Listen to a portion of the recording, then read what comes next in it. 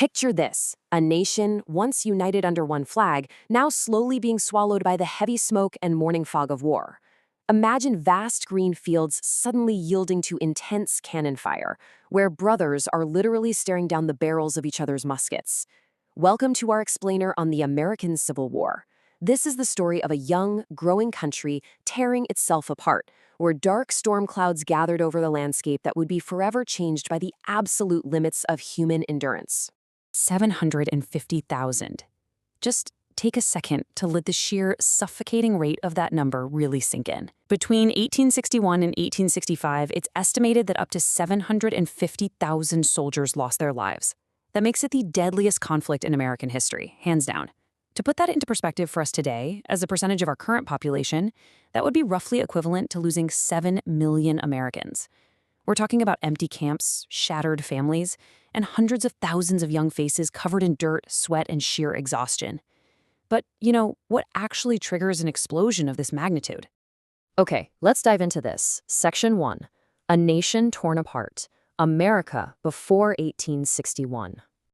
You see, beneath the surface of all this rapid westward expansion, the United States was effectively two vastly different worlds forced to live under one roof. The North was this absolute industrial juggernaut. It had booming cities, miles and miles of iron railroads, and factories that would eventually churn out over 90% of the nation's firearms. The South, conversely, was a massive agrarian empire built on a foundation of immense cruelty. Their massive cotton wealth was generated entirely by the forced labor of millions of enslaved African Americans. These weren't just different regional vibes, right? They were fundamentally incompatible economic machines. Which brings us to Section 2. The growing divide, the political boiling point. So every time a new Western territory wanted to become a state, a bitter political war raged over whether it would be free or enslaved. And in 1860, this boiling point finally erupted. Abraham Lincoln was elected president, and he fiercely opposed the expansion of slavery. Viewing this as an existential threat to their entire way of life, Southern leaders acted fast, and 11 states rapidly seceded to form the Confederacy. The spark officially ignited on April 12, 1861. Confederate forces unleashed a heavy bombardment on Fort Sumter. Just picture those dramatic orange flames and thick, choking black smoke rising up into the Carolina sky. The war was officially on. Section 3. The first shots fired. The reality of war. There is actually a pretty dark historical irony to those early days. Initially, civilians literally packed picnic lunches and rode out in their carriages to watch the first major clash at Bull Run. They honestly expected a short, decisive, and almost entertaining victory. Well, that naive illusion evaporated instantly. Instead of a quick fix, both sides were met with years of brutal, exhausting slaughter. Imagine thousands of soldiers in those historically accurate blue and gray uniforms charging blindly through the fog across open fields, enduring deafening explosions, throwing dirt and shrapnel into the air. It wasn't glorious. It became a pure test of human survival. Let's move to and see how this builds in Section 4, Gettysburg and Emancipation, the turning point. By the summer of 1863, the fate of the nation was basically hanging by a thread. And this brings us to Gettysburg. Over 3 agonizing days, the rolling Pennsylvania hills were just blanketed in thick smoke and the continuous, terrifying thunder of artillery. It was an absolute bloodbath, resulting in over 50,000 combined casualties. Medics were desperately rushing through the chaos to treat shattered bodies, while cavalry horses ran wildly through the haze. But the Union's hard-fought victory here was a real game-changer. It decisively halted the Confederate advance into the North and permanently shifted the momentum of the whole war. But 1863 reshaped the war off the battlefield, too. Picture President Lincoln standing solemnly in the White House, reading official documents by the flicker of candlelight.